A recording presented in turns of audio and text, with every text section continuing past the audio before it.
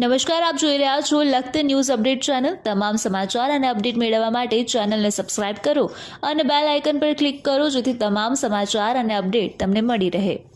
ગાજીપુરા ગામ પાસે આવેલ પતંજલિ પ્રોડક્ટ અને જોન્સન બેબી કેરના ગોડાઉનમાં આગ લાગતા અફરાતફરીનો માહોલ મચી જવા પામ્યો।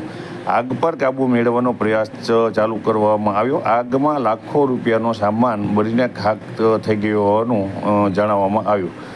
ફાયર સેફ્ટીની પ્રક્રિયામાં મોડું થવાથી આગ વધારે ભયાનક બની હતી। આગમાં કોઈ જાનહાનિના સમાચાર નથી।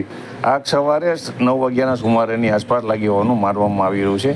ફાયર બ્રિગેડની ટીમ ઘટના સ્થળ પર આવી પહોંચીને આગને કાબૂમાં મેળવવાની પ્રક્રિયા હાથ ધરી હતી। આગ એટલી વિકરાળ સ્વરૂપમાં હતી કે આગ લાગી અને ગોડાઉનની આજુબાજુ 100 થી 200 ફૂટ સુધીમાં ઊભું રહેવું પણ મુશ્કેલ બની ગયું હતું।